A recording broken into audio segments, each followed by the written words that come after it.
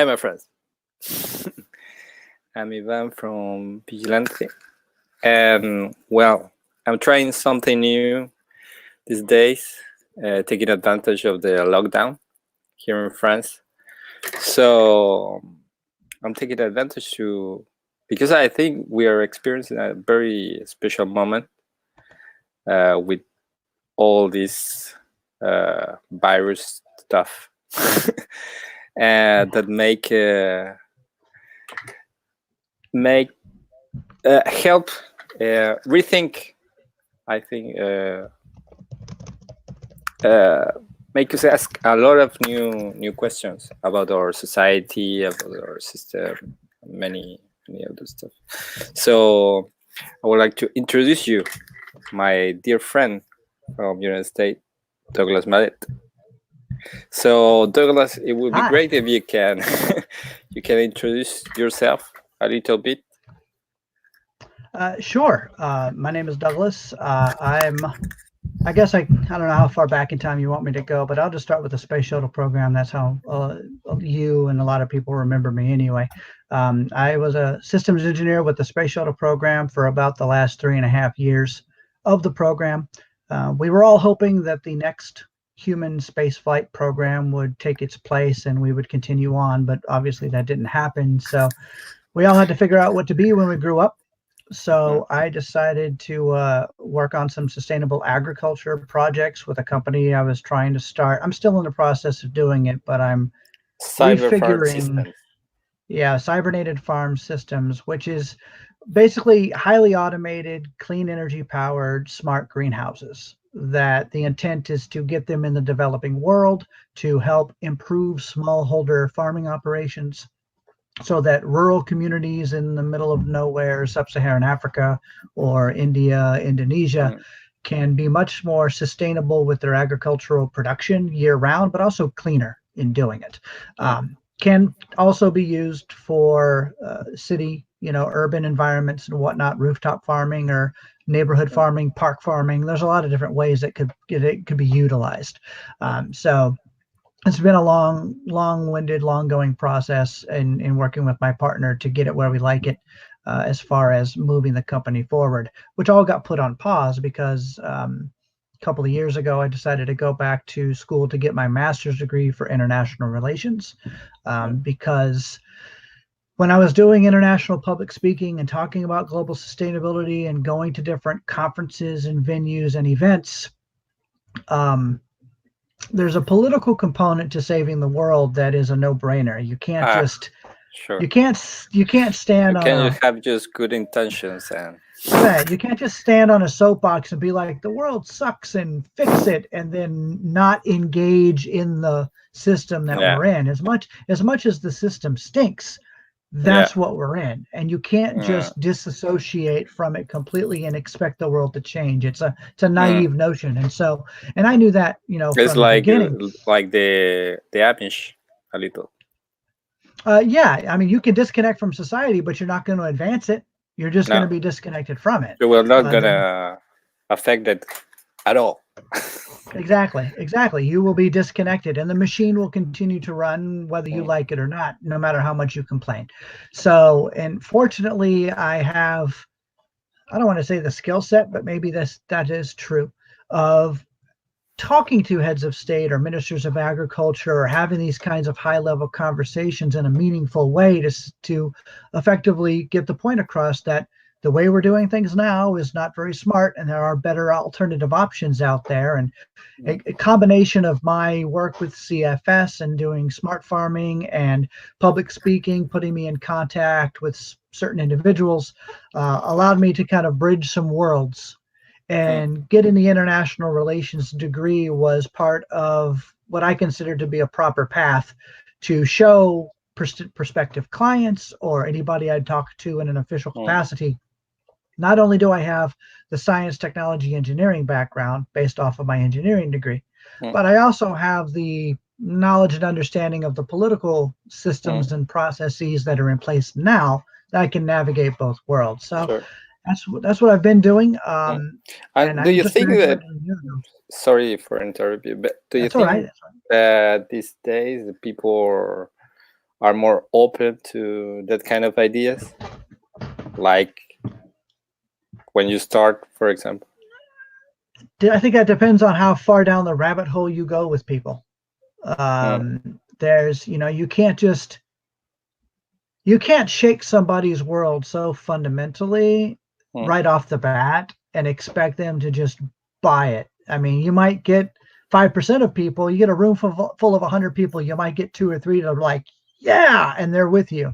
And then you'll get, the other 97 that are like, that's a little too much. And so being able to deliver the information in a way that is realistic and reasonable, and not just screaming that the house is on fire, I think is an easier way to reach people. Like so find practical solutions, practical alternatives.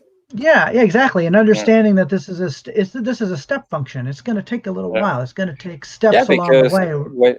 When you see, I don't know,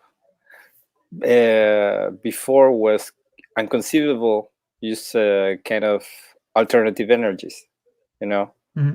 So some decades ago were like, you were crazy, you can't do it, it's impossible. And now, especially in Europe, there's a lot of, in Germany, for example, they have a huge percentage of their energy that's actually cleaner than with fossil fuel.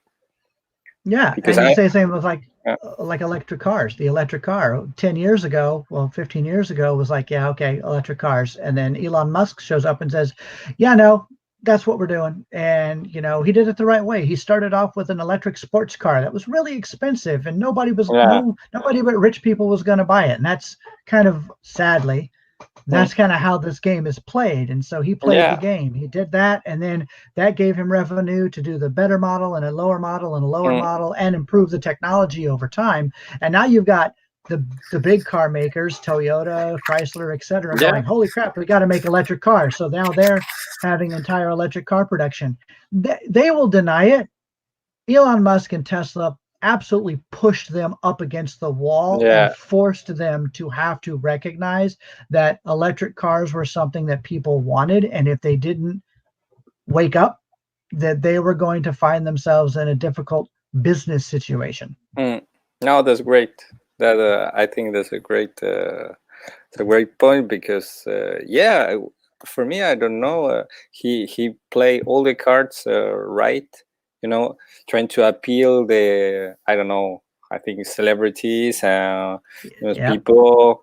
So when you have that, people start to, you don't need to invest so much in publicity, Right, exactly. You create a system that kind of promotes itself. Yeah. And I don't know, I love that quote from Buckminster Fuller that say, don't try to destroy the system that is in place. Try to propose something new to change it. Something better. Change it to a different model. Yeah, you don't changes are made by destroying the models, by updating the model. Yeah, it's not like we hate car that we hate fuel. You just need to propose an alternative. It will work. So, exactly. You give somebody an alternative option that's better for their life and cheaper in their pocketbook. As much as I don't like the monetary system, but that's a different discussion. Yeah. Based on what we have today, if you can give somebody an option that works for them and is cheaper than what they're doing now, they're going to do it. So you've got to come up with the proposals and the ideas that appeal to that basic fundamental. Yeah, and something that is more based on science than in politics, I think. That's right. To reach more people. So now this was a great and impressive introduction. That was great. What I would like to, that your experience with the Space Shuttle was was not very long, but was a long time ago. But I think is something very interesting because not all the people have access to that kind of, I don't know, situation. So there's a lot of people that I'm sure are wondering how it is how it works, how you can Oh, that's apply a that, how you can that's a apply good that to question. our current system, for example. Well, working with the Space Shuttle program it was very unique. There are so many different departments. There's a lot that goes into putting together a spaceship and shooting up into the sky to orbit the planet at 17,000 miles an hour. I mean, it's and not kill anybody along the way, or at least try Yeah. not to, and be able to do work. So every department, everything's compartmentalized and Mm, structured in a way to facilitate that work, and everybody has responsibilities. And this is one of those cases where specialization actually matters, and it's very important, and it's good to have sure. specialists in specific things. Mm, Our particular department was hardware configuration management for the payload bay. So we would look at the blueprints of where everything was supposed to go inside the payload bay of the shuttle for any given mission. Everything from, if you're taking up part of the space station, to every single tool bag that has tools in it and where that goes inside, so that on the mission, everything's accounted for. You really got to make sure yeah. that every I is dotted and T is crossed, from the blueprint to the manifest paperwork, and every work that's done in Florida to the work Yeah. that's done in Houston, to make sure it all lines up. So we all have different responsibilities to make that happen. Mm, And things change like every single day. There's an engineering order, it's called an engineering mod or a modification, that changes the look and changes the paperwork and changes the computer database. So you've got to go in and make sure everything lines up pretty much all the time.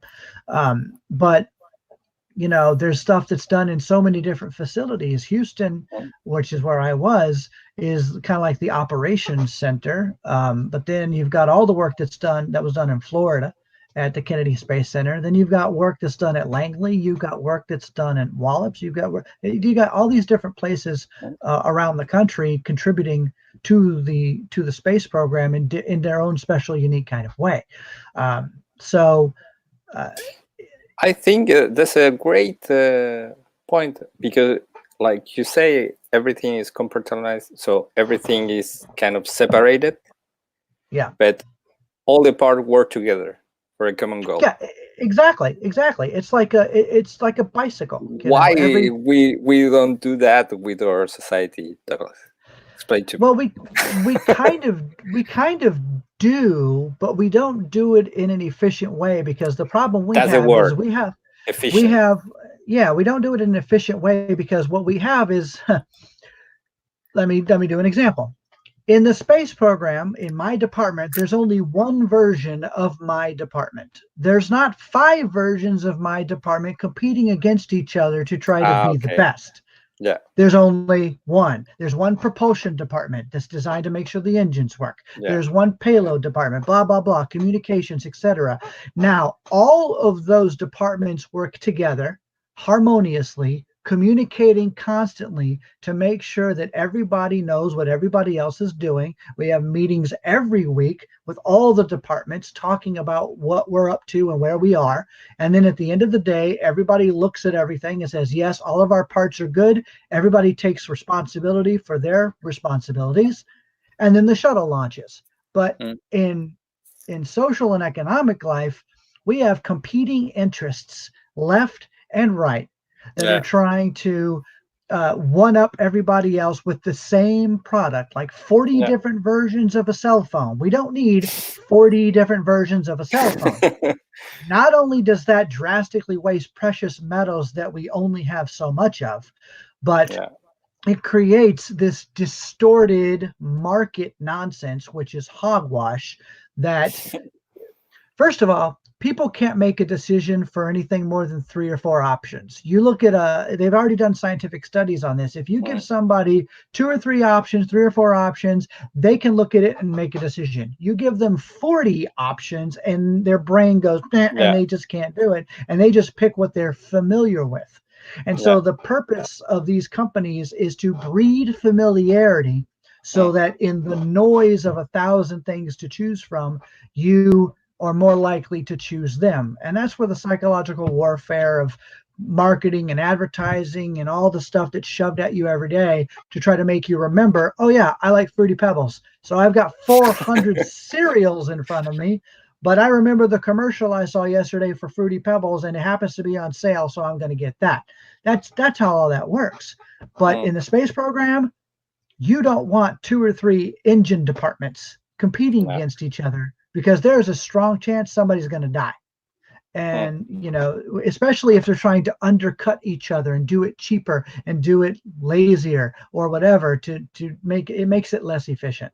So if our economic system behaved compartmentalized but intercommunicatively, we would have a much better operating system. But we don't have a very good global system. We know that. Yeah. At the moment. Because at the moment. It's always changing. So yeah, but you just need to see. I don't know. I kind of a hopeful guy, because I know sometimes when you see the reality of our world is kind of pretty heavy, but when you see, I don't know, what we did, like, I don't know, 500 years ago as humanity, like, was kind of crazy, like with kings, that there was a guy who has a magical power because his father was magical too. I don't know. I really don't understand how in England there are still kings, but I think that's more cultural stuff. But it's a figurehead thing. The monarchy doesn't really make a lot of super decisions. It's the parliament that does and all that. Yeah, for me it's more cultural, like in Spain also. But it's the same. I think humanity always is moving forward. It's just like, I think, because we are in this moment right now, we feel like we are stuck, but we are just moving very slowly. Yep. But we're hopefully moving forward. And what I would like to ask you, because I think this is a special time with this virus, because actually it breaks a little, like what you were saying before, that the markets and the products, it's like it shows actually what you were saying, like the interconnectivity that we have, and you can avoid it. It's like, for the first time, even if you're the more radical, I don't know, anarcho-capitalist, individualist, like me, you can avoid to realize that, holy shit, I need to take care of me, but also we need to take care of each other. If not, we're gonna keep spreading. So yeah, I think it shows two important things. It shows how social of a species we really are. A lot of people think, I am my own hyper individualistic person. It's all about me. Until something like this happens, and then you realize, holy crap, I forgot how much I depend on my grocery store people. I forget how much and stuff like that. You're like, you forget how much you depend on the contributions of society to allow you to be this egotistical jackass who thinks the world revolves around you. So I think hopefully for some people that's a little bit of an eye-opener. I also think it goes to show how much unnecessary work we do all the time simply to keep the economic machine running. Because when you look at what's going on now in the United States, we have entire states that are mandatory, stay at home, shut down, you're not going anywhere, don't move kind of scenario going on. I'm in Rhode Island right now, and we're not quite there yet, but we are really close. We do have a stay at home order that just came through a few days ago to minimize people just going out and treating it like a normal day. And we have a lot of businesses that are mandatory closed and things like that. And you realize what really are necessities of life and what are the bells and whistles that we've made up and somehow given importance, more importance than other things. I think hopefully no one should have any problems whatsoever if we say nurses should probably be paid a hell of a lot more than what they are. Because in this circumstance, we're seeing how important nurses are to the infrastructure of the healthcare system. And many of them are overworked and underpaid. Yet, Yeah. when a medical catastrophe happens, whether it's an accident like a plane crash or something, or 9/11 when buildings were on Yeah. fire, or now with COVID-19, who are the people that are running in to do the job and to help? And in this particular case, it's the medical care professionals.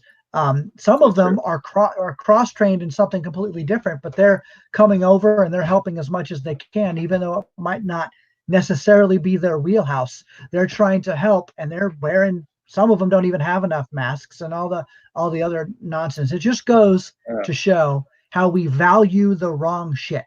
To just put it bluntly, we put really high value. That's the exact word.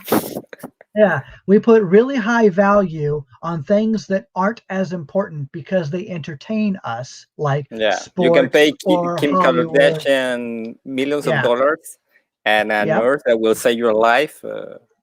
No. Exactly. And that is the fundamental flaw with this monetary nonsense that we have made up. Because not only is it just a piece of paper and it has artificial imagined value because we give it value, we also bastardize the hell out of what is actually valuable. The people who save and protect life should be the ones living, really well or comfortably day to day. And the ones who entertain us, thank you for the entertainment, but that doesn't mean you need a 10 million square foot house, you jackass. Yeah. No, it's exactly that. It's I don't know how we got there. I think everything starts with I don't know. The celebrity culture that we are right now is so crazy. It's like I think people are so not happy with their lives that they kind of aspire to, it's kind of I don't know. It's really strange.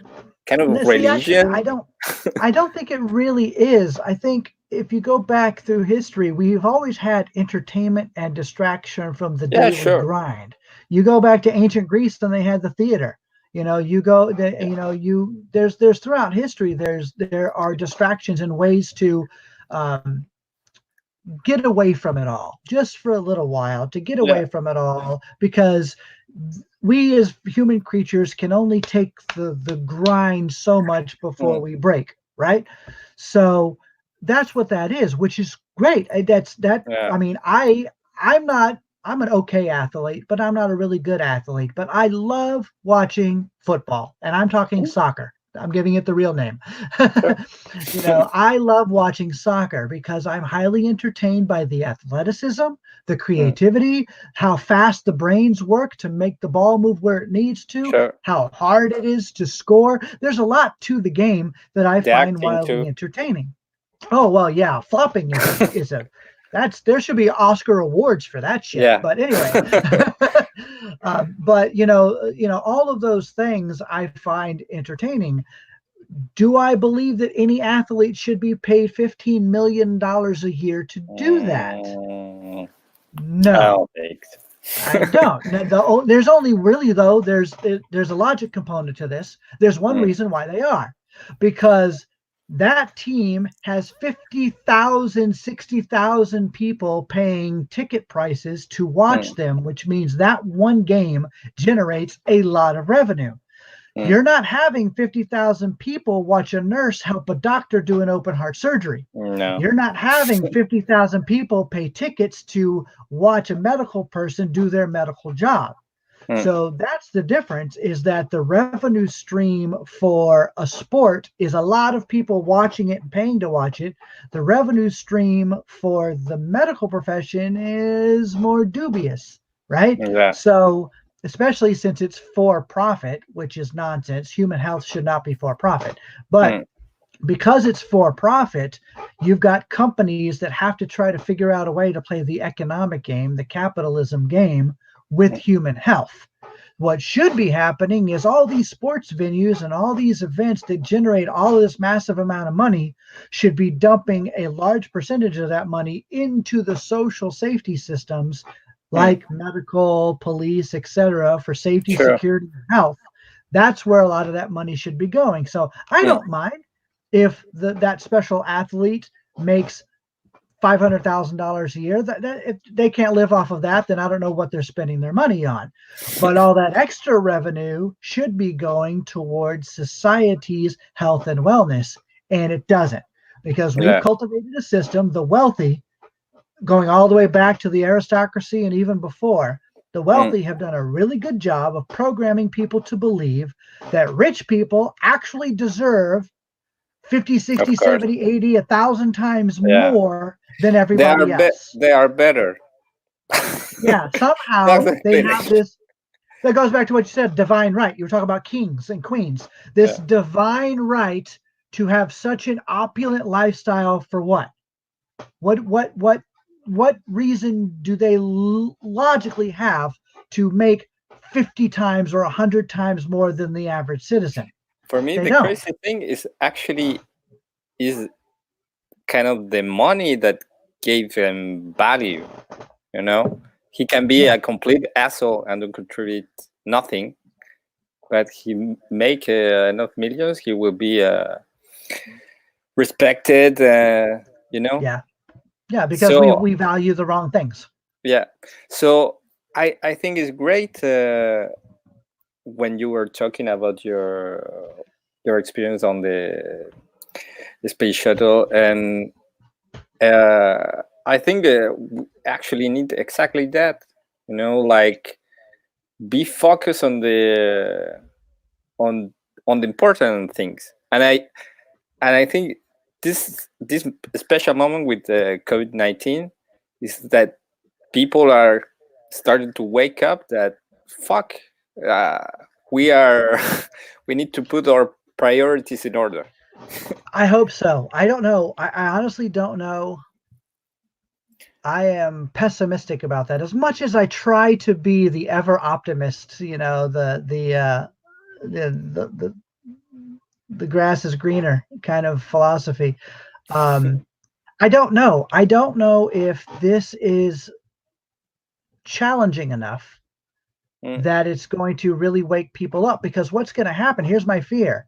What's going to happen is that once this passes and the bell curve starts to go down, and the number of cases of the spread of the virus become manageable for hospitals, that the powers that be, and we're talking political assholes just as much as business assholes, because they're almost in bed with each other anyway, they are going to say, okay, back into the machine. Everybody get back to work. Go back to what you were doing. It's the American way. Rah, rah, rah. Go buy stuff. We need you to buy stuff. Exercise your American right to go out now and spend and buy and make the economy great. And everybody is going to be like, yeah, I've been home bored all day. I think I will go buy something I don't really fucking need because I've been bored all day. Instead of a bunch of people with a microphone coming up and say, do you just see what happened there? Look at how many jobs are floating around that you can do from your house. Look at how, but you're made to go into work every day. You're made to drive a car. You're made to spend money on gas to make the oil industry happy. You're made to own a vehicle to make the car industry happy. Yeah, I think that people are starting to ask that questions, and also I don't think enough. Well, maybe, but I think this is just the beginning. Well, I mean, if we run with it in the right way and we make sure people realize what this coronavirus outbreak could mean, what What if it's climate change and not coronavirus that's doing it? What happens when a massive storm wipes out an entire major metropolitan city and destroys the Sure. shipping of goods and services and whatnot for ever because it's been destroyed? What Yeah. then? I mean, this is like a temporary blip in what could happen if climate change continues to rear its ugly head. If we would have masked this kind of response to climate change via the Paris Accord, we would solve the fucking climate problem in just a couple of years. The way we're tackling coronavirus right now, as if it's, the god awful end of the universe. The real god awful end of the universe is us continuing to behave and work this Yeah. economic model of consume and pollute Of and course. expect the planet to not just squash us like a bug. Yeah. But the problem is that the climate change for most of the people is so not a real threat. It's so abstract. It's way out here. Way Yeah. out here. But it's way out there. for example, even with coronavirus, COVID-19, people were like, "But I can see it, so I don't give a fuck." Yeah. So, but then people start to die and say, "Oh shit, maybe this is serious." So I don't know. I think people need to. I think this is kind of a reality check, wake up call. I don't know. Maybe I'm too optimistic, but I think I can see that people start to talk about different stuff. I don't know. For example, I don't know what you think about the UBI, the Universal Basic Income. Oh yeah, UBI. Yeah. Mm-hmm. Yeah, UBI. I wrote a paper on UBI for one of my master's classes. Yeah. So what the fuck now is the Republicans who are saying that maybe not such a bad idea. So I don't know. For me, it's kind of you can find a more extreme example than that. Because that guy are completely opposite all the time to that kind of shit. So I don't know. Well, I think the Republicans are more interested in making sure that people have money in their wallets to keep the machine going. They're not, and they're only looking at 1 and 2 time payments. They're not looking at the bigger picture. You had like former presidential candidates on the Democratic side, like Andrew Yang. Andrew Yang was pushing UBI. That was the one. He had a few policy platforms that I liked. He had some others that were like, dude, you're basically a moderate centrist like everybody else. But except for Bernie. Bernie is the only one who is like, I 110%, wish would, get the nomination. But, Joe Biden and all the centrist Democrats came together like a Jello mold and, kind of lifted Biden up. But back to UBI. At least Andrew Yang started getting UBI as a national discussion. Now you've got something like this happens. This is a bad situation, and it sucks that people are dying in what's going on with this. However, if you're going to find a silver lining on anything, if you have to look at universal basic income conversation, and then something like this that almost literally makes the entire country have to stay home for a little while, you start to wonder, maybe if we had a social safety net of an annual or a monthly income coming into families as a universal basic income, you wouldn't have families losing their minds and trying to figure out how they're going to survive. You wouldn't have to have the government do these radical spending packages, most of which, by the way, is still dedicated to helping corporations more than it is people. So I really wish people would really look at nobody has the time or desire to read a bill. No. They just want to, they see free money. I'm in. Yeah, exactly. It's like, free money for who? You're getting this much and corporations are getting that much. So it's still a free payday for the wealthy anyway, because the Republicans are jackasses. I fucking hate them. But anyway, but universal basic income, if it was implemented now, would have made this crisis a lot easier to handle and manage, because we could have made simple, small adjustments to, first of all, UBI in conjunction with universal health care would have made this a lot easier to deal with, because all of the medical industry would have been on the same page, and you wouldn't have had a whole bunch of private entity corporation hospitals doing their own thing. And then you've got the insurance industry denying. Did you see the news article about the teenager that died from COVID because they didn't have medical insurance, and the free walk-in clinic that they went to wouldn't see them, and the closest hospital was like 3 No, hours away, and really? this kid died because they didn't have insurance coverage, because this for-profit private little clinic was afraid to treat them because they don't have insurance. They're like, how are we going to get paid? The only thing they're thinking about is the Money, money, money, economics money, money. and not the life. And I'm like, what the Yeah, fuck is wrong with you? If yeah, nothing else, put the kid in a car and drive as fast as you can on your own dime to try and get this kid to the hospital, or call an ambulance to get something done. But no, he yeah, just gets sent home or whatever and ends up dying from it. It's absolutely retarded. But yeah, that's fucked up. it just, oh, it aggravates me so much. But if we had universal health care, no private insurance companies trying to screw everybody over, and everybody was Sure. under the same umbrella, that would not have happened. And you'd Yeah, have a more networked and interconnected system. yeah. But heaven forbid, the right wingers have an aneurysm thinking about, equality of healthcare for No, all. no, no. Anything with the word social, common, Oh, it's collective. fun. Oh yeah. Oh yeah. Oh yeah. But Because the you, first thing they ever want to go to is Stalin and Mao and yeah, you want to Venezuela. people, you want to see people die, Douglas. That's Yeah, what you I do. want. Yeah, yeah, yeah. That's it.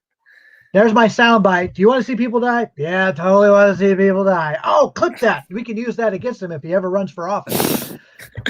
No, that's No, crazy. in fact, quite the opposite. The thing is that everybody screws up. I'm going to go on a slight tangent, but the thing that everybody screws up is the political system that manages the economic system. All right. Here's my example for capitalist lovers. Mm, And this is also a little bit of socialism too. mm, Saudi Arabia is an authoritarian dictatorship that literally kills journalists. mm. Okay. Jamal Khashoggi was killed as a result of Mohammed bin Salman, the crown prince of Saudi Arabia, not wanting that guy to talk about whatever anymore. So they are a brutal shit stain of a government. They treat women terribly. We're reforming. They're misogynistic and they're bad. They're also wildly capitalist. They use their oil money. They're 110% capitalist. And they're also largely socialist because they have oil revenues that they give to the population, the men. They have oil revenues that Of they course. give to the population as a big social welfare. So they get that, they have UBI. They have oil. It's the same thing that like the Alaska Permanent Fund. In Mm. Alaska, the oil revenues that come from out of Alaska goes to something called the Alaska Permanent Fund, and every citizen of Alaska gets money from that every so often or whatever. Now Saudi Arabia has that as well, but they are wildly capitalist, but they're also assholes.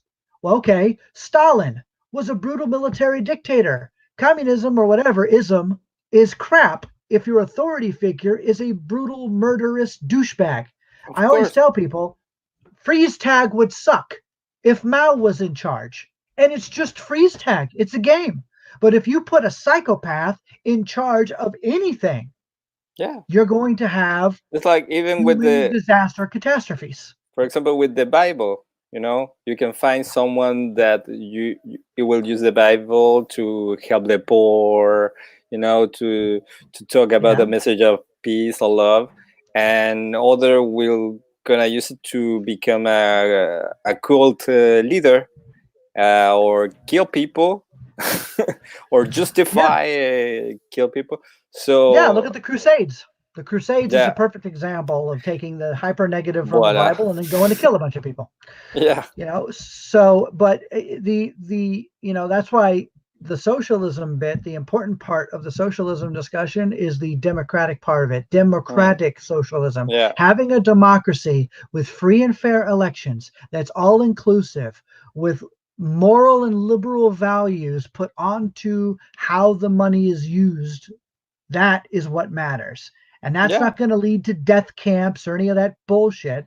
What it is, democratic socialism is very fundamentally this: the use of national revenue for the benefit of the entire nation of people in it, not a select few.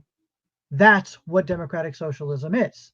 It's Yeah. the revenue of the country used to And I benefit the can, I people. can, yeah, I can show you an example. For example, here in France, when we have Macron, Yeah, that is kind of a guy from the right mostly. He's not the center right. yeah, But here in France, there are some kind of values or so deep in the culture that, for example, when this shit happened, COVID-19, he say the in their speech, he say there's something that can be what was the exact words, like can be you can negotiate, you can put everything on the market, talking about health. yeah, And he started to implement some measures like to help people to, for example, companies from gas, electricity, and water. Even if you have a debt with them, they can cut your right, services. right. And they're looking Uh, to do something like that here for rent and mortgage, to have some rent and mortgage forgiveness, because with so many people being unable to go to work, how are they supposed to pay for the roof over their head? yeah, of So course. they're looking at putting a moratorium on banks from And putting any penalties or anything on paying mortgages. yeah, and also with the companies, there's a fund. For example, I can work from home, so I don't have an issue with that. But people that can work, they are at home, and they keep getting paid. They get paid 80. I think it's 80% of their salary, but for doing nothing. Yeah, right. and and then the government will gonna pay the company, so the company don't go to bankrupt. Right. Well, And see, that's the funny thing with all of this. This is the part that baffles me: is everybody has shut down, which means mm, nobody, well, not completely shut down, but a lot of things have shut down, in the sense that we could pause. I was having this discussion with my wife just yesterday. The smart thing to do would be to literally shut everything off for a month. Just stop. No monetary exchange whatsoever. Everything freezes.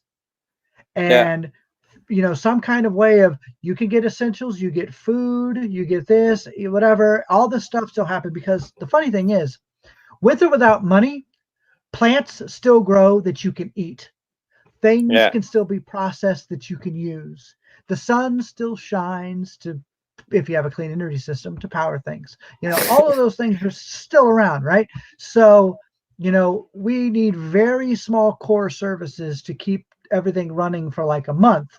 And then that would drastically reduce the spread of the virus and get everybody, and then all of a sudden you can turn the machine back on. But here's why they would never do that. Because if they did that, that would be yeah, the wake up call. Everybody yeah, would be like, wait a minute, if we can literally shut this off for a little while, why do we need to turn it back on? Because it's giving me an aneurysm. I have health problems because I work myself to death in a system that exactly. doesn't value me at all. And you want me to just jump back onto the treadmill like a good little rat and run through your little maze that you made up so I can make somebody else wealthy? Yeah, I think we need exactly that, and I don't know if it's gonna happen, uh,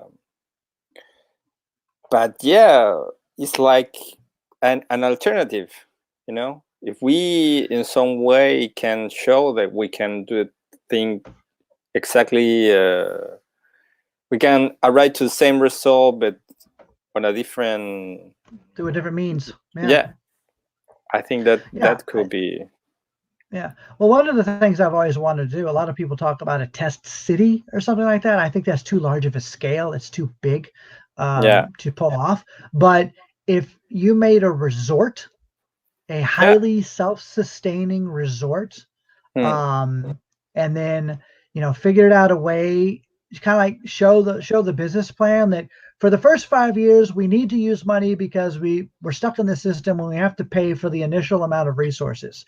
But this thing is designed so that after 5 years or 10 years or whatever, then we don't need revenue anymore in that way.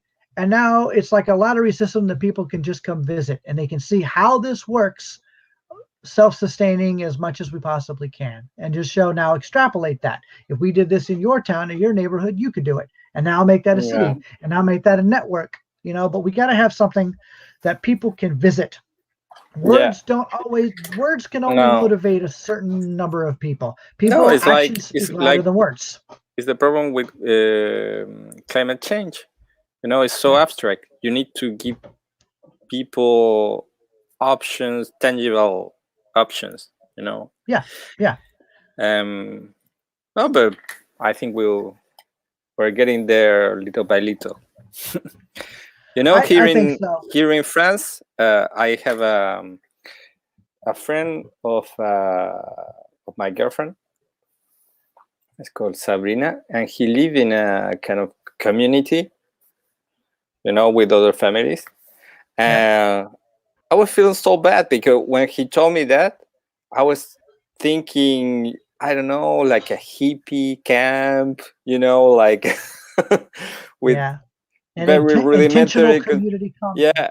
And then when I arrived where she lived, well, like, what the fuck? Well, like, I don't know, like a building, but made for them with everything. I don't know. I was really amazed because it was really well built. Well, they work with an architect, but basically it's they create their own stuff. They didn't build an apartment in a building with another people that maybe you were never gonna talk to. You know, they make this kind of a common project, and no, it's great.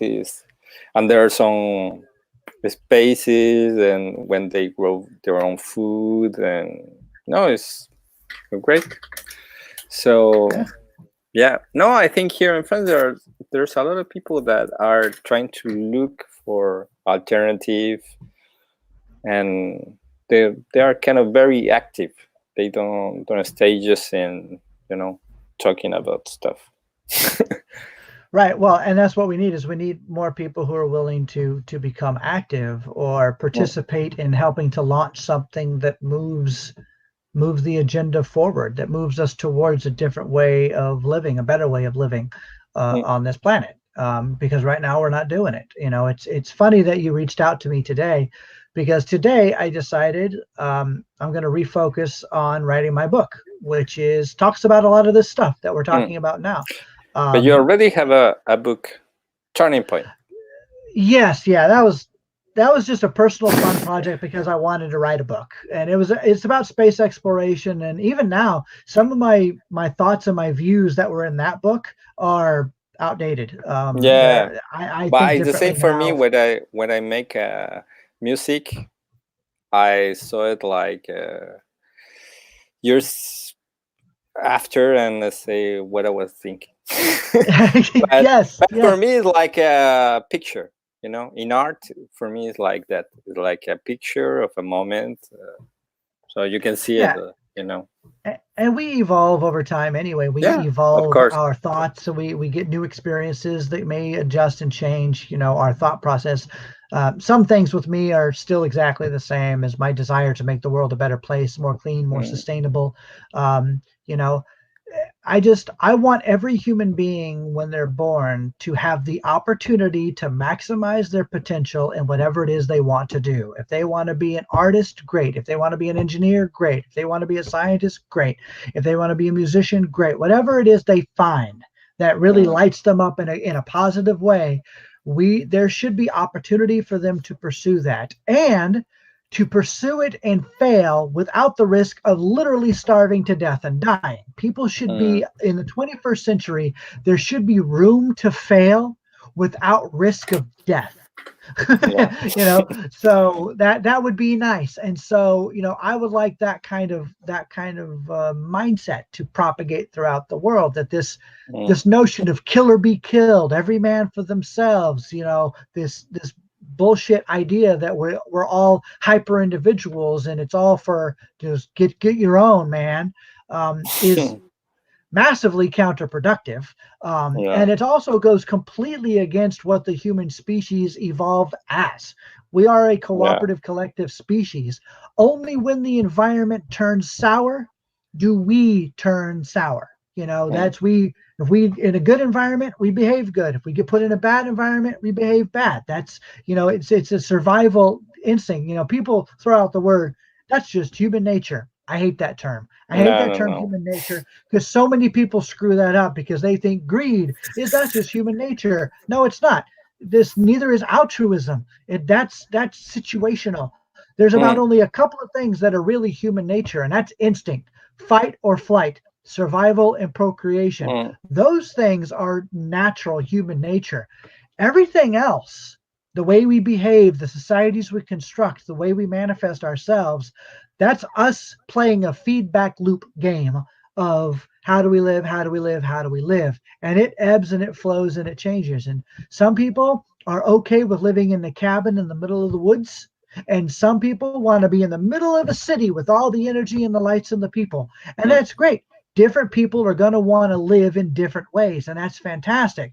Let's just make sure that no matter what somebody chooses, that the planet is okay, that they're not infringing on somebody else's ability to live, and that we share information in a way that we are all collectively as a species comfortable. Not perfect, not free from all stress in the yeah. universe, because there's a lot of different ways to have stress, especially in Mm, relationships and stuff like that. of But there course. are some stresses we shouldn't have. Nobody should be hungry. Nobody should lack for access to modern amenities that can be easily provided. And those Mm, things change all the time. There was once a time where if you didn't have a horse wagon and you had to walk everywhere, not everybody had a horse and a wagon, you know. But we've evolved and moved now to where fast rapid transport is relatively common. We can move that to automated electric cars that come to you on a click of a button on your phone to take you where you need to go, and then that car takes off and goes somewhere else. Now you don't even need to own a car. So we're going to transition to different systems all the sure. time. And 200 years from now, who the hell knows what it's going to be like? But do you know what the fundamentals, no matter through what era, what time frame should be, is that all humans have the opportunity to live a good quality of life and achieve the potential.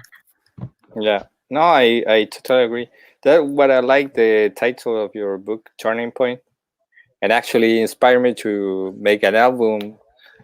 Was not especially about the book, but I steal the title because I think during the last I don't know decade when technology start to grow exponentially and our problems also like climate change, we kind of are in a turning point, you know. And for me, everything depend of we are kind of a slave of our values and our culture, you know, like you were talking before, you know, the people perception that they need to, you know, to suffer, you know, like Mm-hmm. it's like you it's good for you, you know, you Yeah, builds character. so they're so antiquated concept, but people, you know, thrive on them and they share it to their sons, and it's for me, the hope is kind of this new generation, but because you can see that most of young people, or some of young people, they just see our current system and say, "What the fuck? This doesn't make any sense," you know. Right. Right. Oh, you're right. So It's you know, the how do I say this? The challenges of life are always changing over time, you know. So like, you know, well, if they're not struggling, they're not going to learn how to appreciate what they've got. And I kind of look at people sometimes and I go, okay, how much do you appreciate your plumbing? Because for the most part, you just expect to turn on the water and turn off the water, and you don't bow to your plumbing, you don't give any acknowledgement or anything to plumbing. But if I threw you back in time 10,000 years, you would have to walk your ass to the creek every day with a bucket to get fresh water. And you would appreciate that a lot more, wouldn't you? But you don't appreciate plumbing now because it's just ubiquitous. It's you're born with it, it's stuck in the system.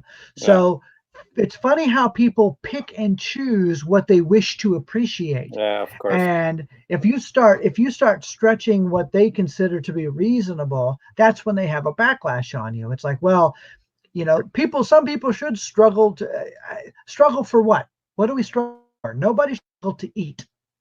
Nobody should struggle to get an education with the amount of knowledge capacity that we have. If there is a struggle, that struggle should be the challenge of tackling new problems, coming up with Sure. new solutions, exploring new things. You know, if we want a challenge, let's explore space. All right, there's a challenge. Let's try to build a moon base. Let's try to build a Mars base. Let's try to build a long distance, large fucking spaceship that can carry 1,000 people into the stars for the foreseeable future. You want to talk about a challenge that would last for thousands of years? Space is infinite. So you have an infinite number of challenges that are going to come in to space exploration.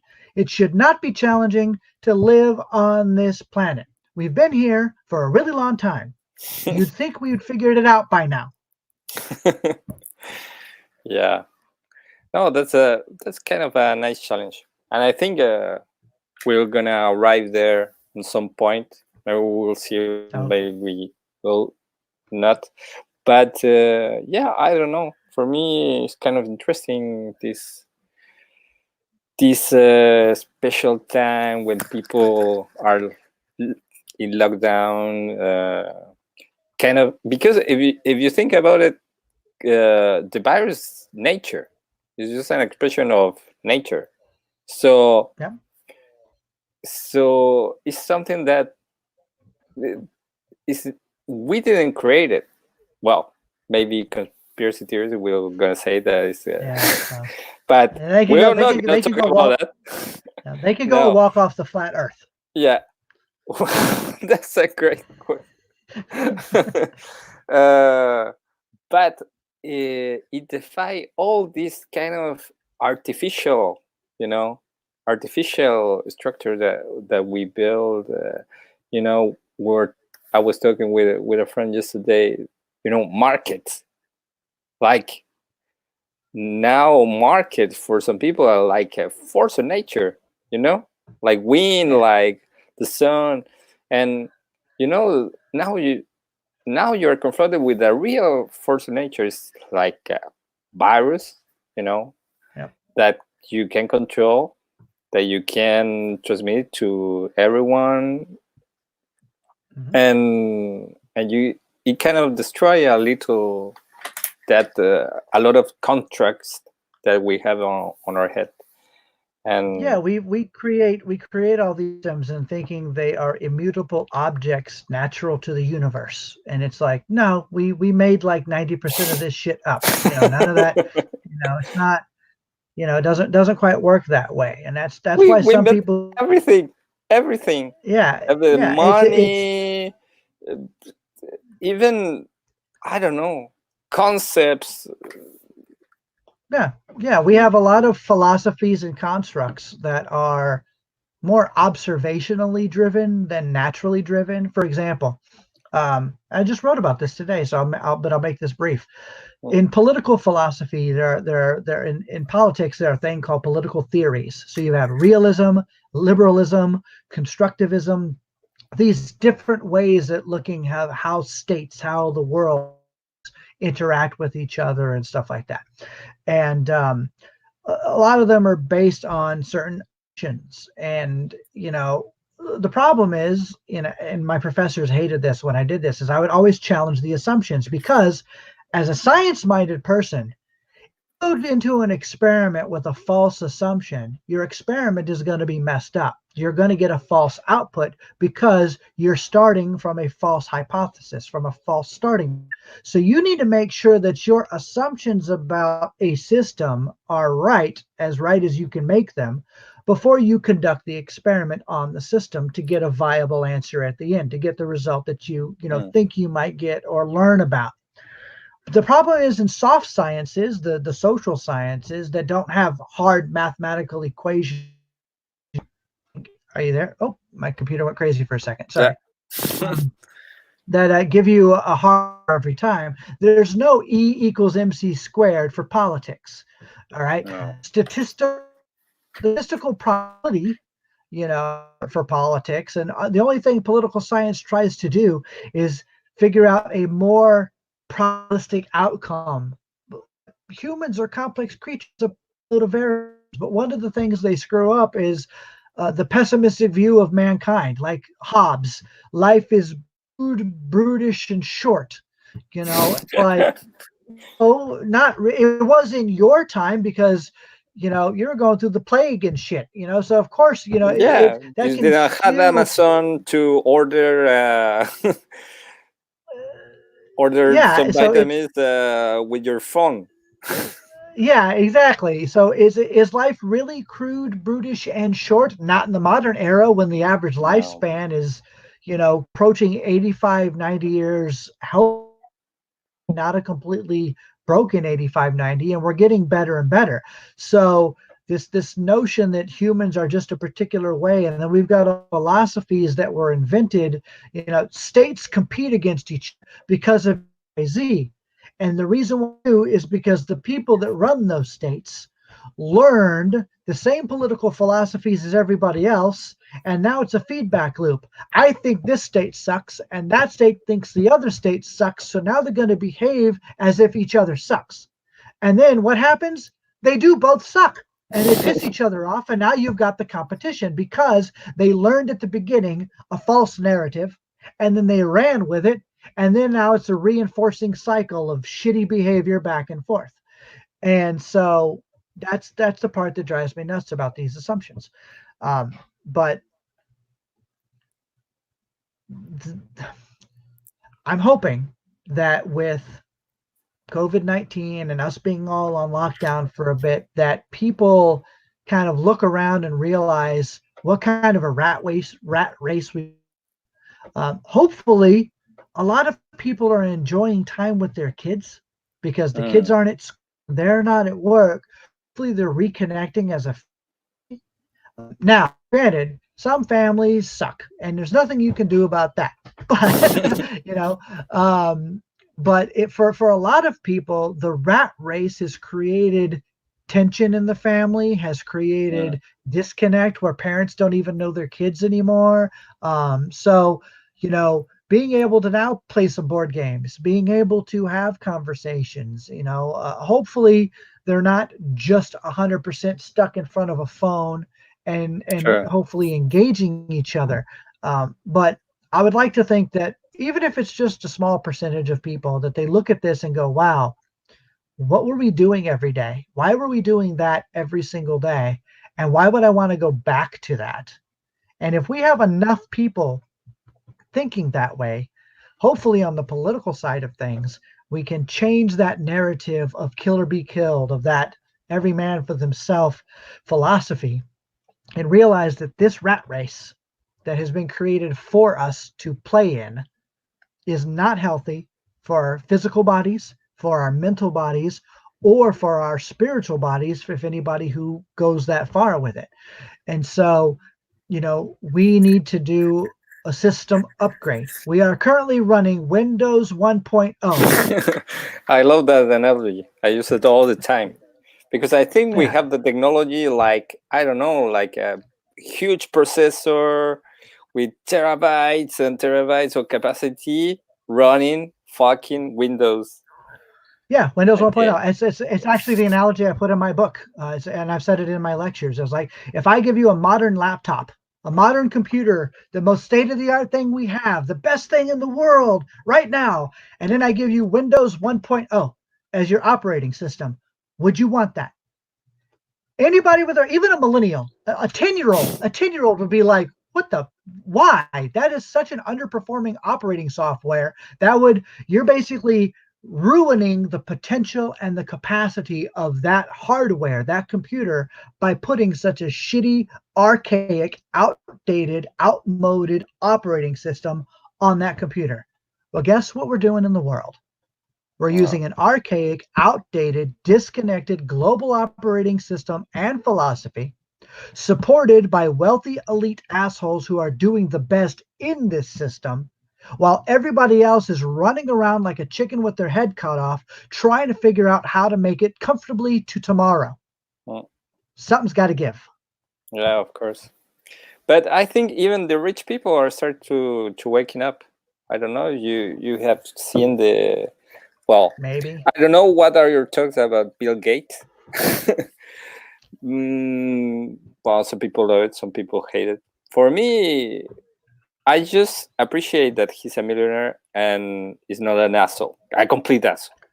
Yeah, So yeah. He's not Steve Jobs. Steve Jobs was a millionaire and an asshole from everything that I've heard about. You yeah. know?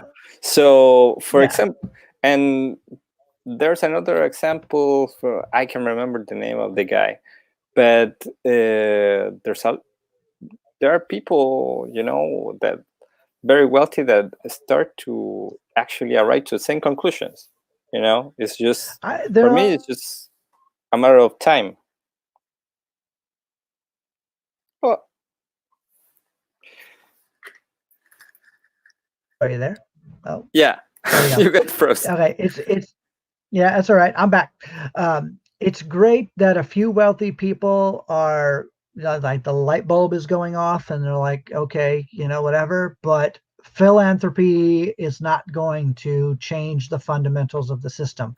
No. What needs to happen is a fundamental change of the system. What I'd Yes. like for them to do, instead of just like Bill Gates throwing his money at medical and food related projects and things like that, which is great, is to also advocate for a system change so that he acknowledges and says, you know what? There's no way I should have had this much money in the first place. I shouldn't have to be using my personal wealth to do these projects. These projects should have already been done. These problems should have already been handled. The problem is there are too many me's out there. There are too many people like me with massive amounts of money, but they aren't. The difference is they're not using it to do what I'm doing. And that's the wealth hoarding, the of cash to the top and very little for everybody else is creating all these problems. And if we had more wealthy people say there needs to be less me's out here, less super rich people like this, I think that would carry more weight. And they're going to get the argument, well, you did well in the system, so who are you to stop somebody else? And all Yeah, he's got to do is say, that's kind of crazy, because when poor people complain about the system and say, no, you complain because you're poor. yeah, and and when millionaires complain about the system, they say, no, but what are you talking about? You're rich, you can you talk did about. so well. Yeah, exactly. So it's always victim blaming. It's always blame the person who's complaining about the badness of the system. It's never challenge the system.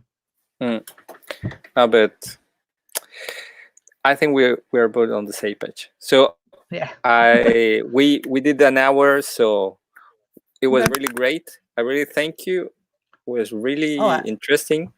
I appreciate it. I appreciate it, my friend. Thank you. It was fun. This was good.